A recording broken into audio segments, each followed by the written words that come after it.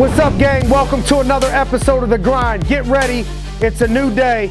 Elite performers versus good performers. If you ever wonder what separates elite performers from good performers, I could tell you over time, what I've noticed is that it's one main thing: work ethic.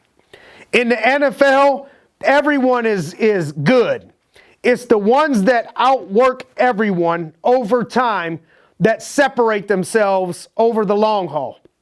This is why you see people that aren't prototypical linebacker size players, like Ray Lewis, as an example, ends up being one of the GOATs, greatest of all time. Lewis was called a little on the short side while he was in the NFL Combine. His response was, "Great things come in small packages," and he backed it up. It's the same reason why Tom Brady was a frail 6th-round draft pick and is a Hall of Famer, and in my opinion, the greatest quarterback of all time.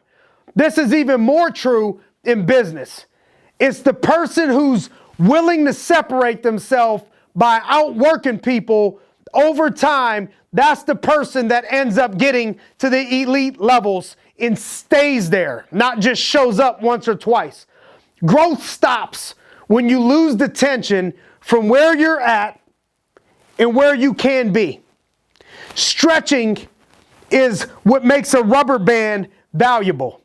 Rubber band doesn't do anybody any good unless you start to stretch that thing out. That's how things start to work in business. It's not the 95 guys out of 100 that you got to train to beat.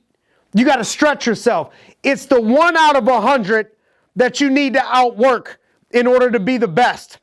A lot of times people can look around and say, well, I'm working harder than these people. I'm working harder than most, or 90% of these people. But are you outworking the champions if that's where you want to be? So here's some thoughts. Number one, how does your work ethic match up with elite performers? Ask yourself this. Don't zone out on me right now. Ask yourself, how does my work ethic compare to the elite performers? Second thing, how are you using the time that most people waste in order to get better? For example, I've always told people, salespeople, people that have 1 hour drive, 2 hour drive, we have a college on wheels, ladies and gentlemen.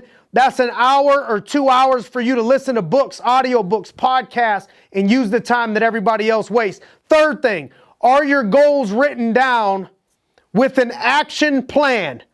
Like a person who goes to the gym knows how many sets, how many reps they need to do in order to grow and get to where they want to be. Number 4, what are you willing to sacrifice in order to get where you want to go? Because in order to go up, you're going to have to give up some things.